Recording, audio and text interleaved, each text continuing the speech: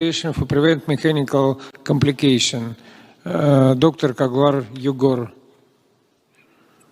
Hi. Hello. Thank you, Mr. Chairman, for this great invitation to be a part of the BRICS spine session. I will be presenting this talk on behalf of me and also my colleagues from the European Spine Study Group. And there are no disclosures that are relevant to this talk. So the gap concept and the normalized targets around it is actually, if we wanted to talk about it from the beginning to the end, it would take us maybe hours. But in this 8 minutes, what I want to stress is actually about 3 main points about this score, which is the PI-adjusted parameters of the radiographic measurements of the pelvic tilt and sacral slope in relative pelvic version, lumbar lordosis, and global tilt or T1 pelvic angle, which is the relative spinopelvic alignment. So these 3 are adjusted according to PI. And I want to talk about the lordosis distribution index we have and the age factor, which are the 3 main philosophies behind the gap score. And here you see them in writing: the PI-adjusted parameters, distribution of lordosis, and alignment goals through the ages. So I want to start with an allegory. As you know, in Turkey, we have a national drink, which is rakı. So let's assume that we were doing a study on rakı, how you drink it. And what you do is actually you pour the alcohol and then you add water and you end up having a magical drink like this. But actually, the thing is, there are so many different brands with so many different alcohol levels. So there are 2 components in the glass. One is alcohol, but the amount of alcohol from brand to brand differs from 40 to 60%. And then you add water, which has no alcohol in it. But these 2 actually affect the amount of alcohol in the glass, because you can use singles, you can use doubles, or you can use all these other options of rakı versus water in the glass. So let's take an example of a study where the aim is to drink rakı without getting drunk. So we have exactly the same glass of glasses in our hands. And let's say that we put rakı from 3 different brands, 40%, 45%, and 50%. And let's say that we use the same amount of rakı for both. And then same amount of water. So here, if I were to ask anyone in the room which has more alcohol in the glass, everybody will be able to say that this one. Okay, so next step, let's make it a little bit harder. Let's put a 50% alcohol in a single, 45% in a double, and then 40% in a triple, and then add water. Now, if I ask you, you cannot answer in a second, but you can think about it for 10 seconds, and then you can figure it out.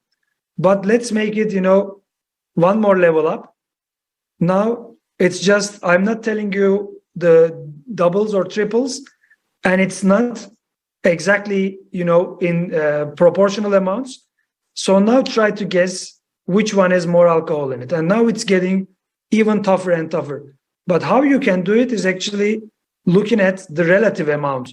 This is relative 20, this is relative 19.3, and this is relative 15. So now if you just see the relative amount, you can know it in a single second. So this is actually the mentality behind the PI adjustment. So we know PI and sacral slope, PI and lordosis, sacral slope and lordosis are in a relation, in a correlation. So this means that when pelvic incidence increases, the pelvic tilt also increases. And this is an anatomical parameter. This is not a way of understanding retroversion of the pelvis. So this is, in statistics, is referred to as covariate. And to be able to make the analysis, the covariate has to be removed statistically and mathematically. So we have this covariance of pelvic incidence in the pelvic version, in lordosis and spinopelvic alignment. So we have to use these, the pelvic tilt, the sacral slope, the lordosis, global tilt and TPA. All of this has to be adjusted according to the PI. So what does actually that mean is, if you look at this image, let's say that we have 3 different patients, all of them having the same PT. We measure the X-ray, the pelvic tilt is 25. So what we think? Because it's over 20, we assume that it is retroverted because it's 25. But in reality, if the pelvic incidence is 50, the expected value of PT is lower, and this is retroverted. This is true. For a pelvic incidence of 65, this is exactly at the expected value, so this is normal version. For a pelvic incidence of 80, actually the expected value is much higher, so 25 is anteversion. So the same number of PT or sacral slope can mean retroversion, normal version, and anteversion. And this is true for alignment, this is true for lordosis. But why we are talking about this? It's because this is affecting the mechanical complication rates. So what about the distribution of lordosis? So let's assume we have 3 patients with the same PI, 50, 50, 50, and same lordosis, 60, 60, 60. If we draw the midline and make different lower arcs, so this is lower arc 40, this is lower arc 50, and this is lower arc 25, then actually, if we want to stand up tall, if we want our head to be over our hips, actually these 3 will get very different very different kyphosis distributions.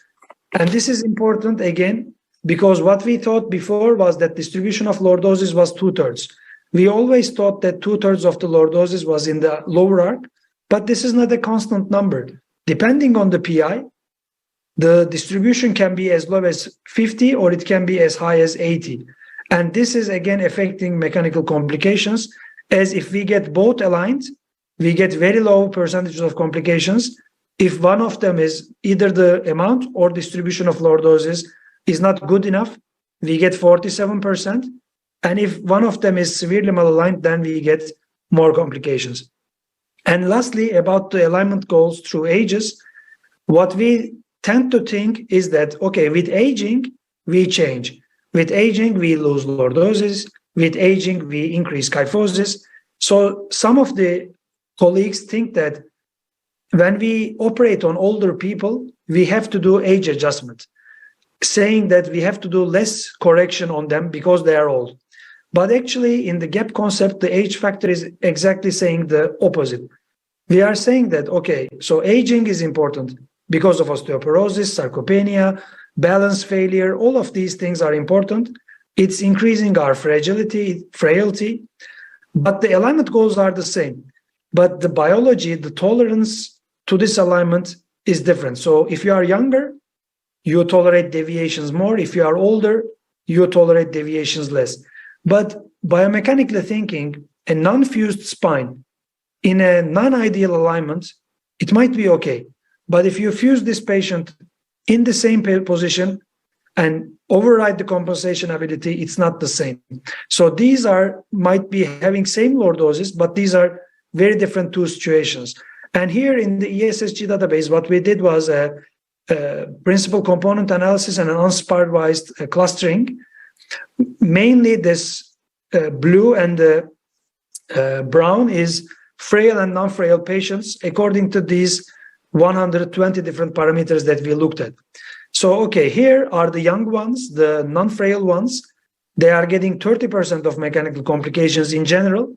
And here in blue, we see the frail patients. They are getting twice as much complications. But this is the whole population.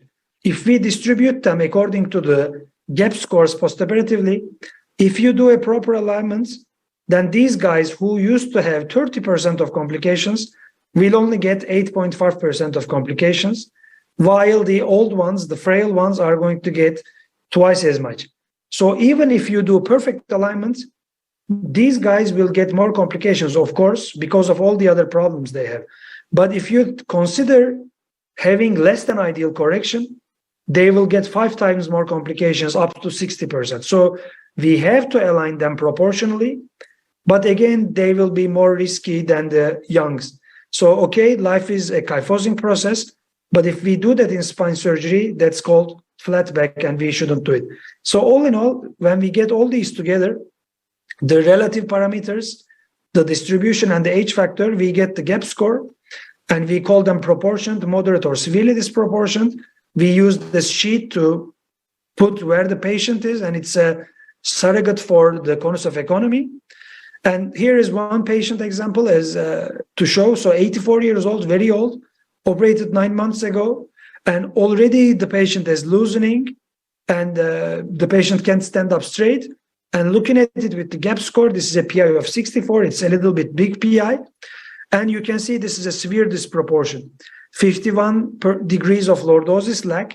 So when we plan accordingly what we want to do according to the gap score and plan an aligned proportioned alignment, looking at it in 3D, looking at the rod shape we should have, and the rod shape we have, and actually we go and do the surgery.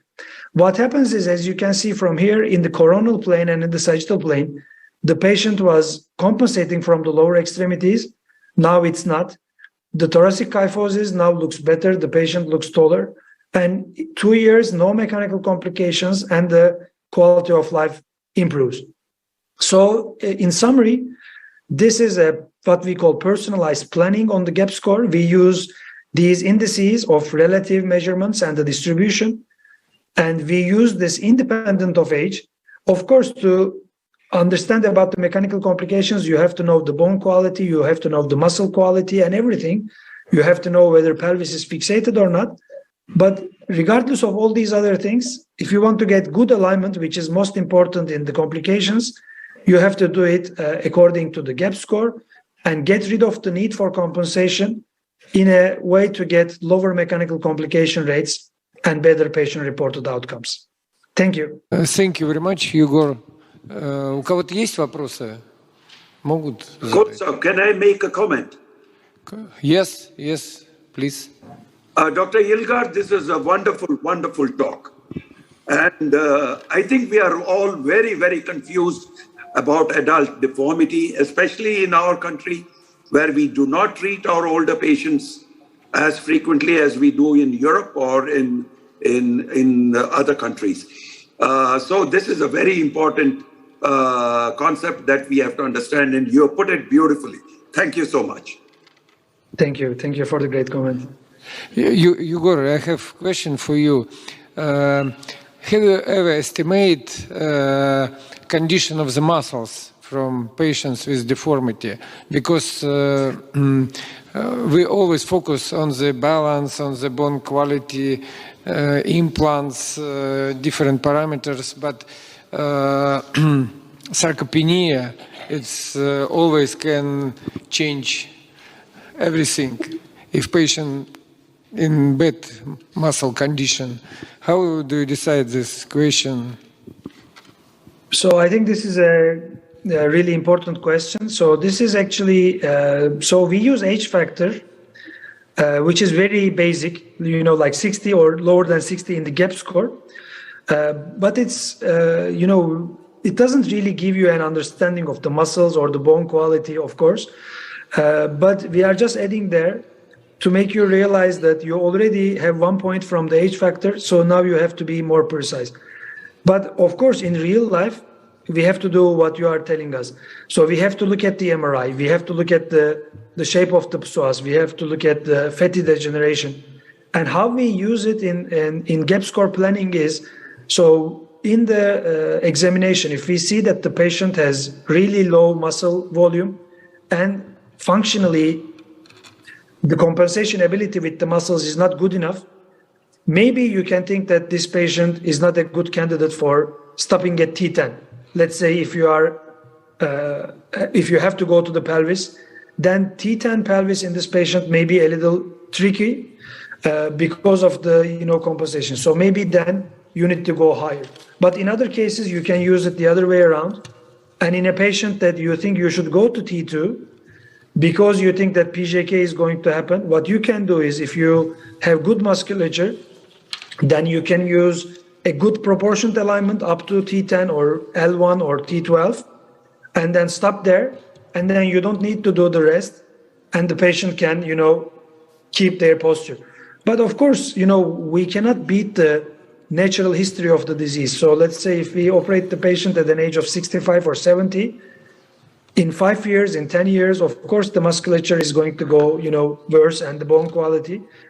But this is how we tend to think. Or what we do is, let's say we have a single level or two level problems with a spinal stenosis or a very easy level 1 slip, then what we do is, if we look at the gap score and the musculature, and if we think that doing a 1 level or 2 level surgery, we cannot reshape the patient, so we are not going to get good alignment, we are going to end up in severe or moderate disproportion, then actually what we use this information to is doing non-instrumented surgery. So we just do a minimal invasive decompression, maybe, do no instruments, no fusion, and then, you know, buy some time, because we know that if we do a single level with this musculature and this alignment, in 1 or 2 years, the patient is going to come back with adjacent segment disease or a PJK, and we have to do additional surgery. So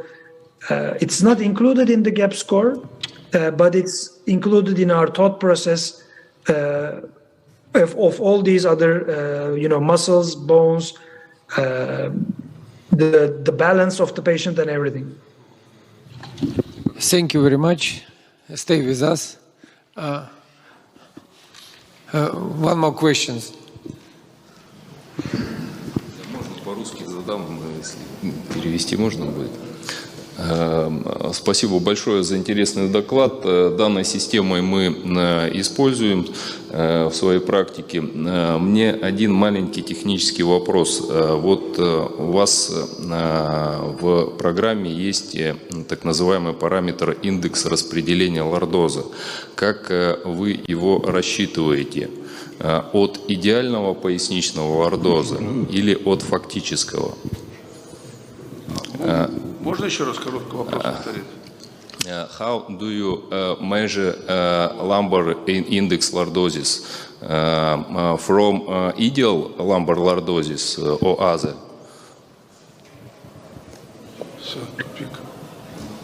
So what we do is actually we always measure L1S1 and L4S1. And we know, we have made this talk, you know, many times with Professor Rusali and their team as well. And we know that in different PIs, in different shapes of the spine, we have actually different, you know, length of lordosis and different length of lower arm.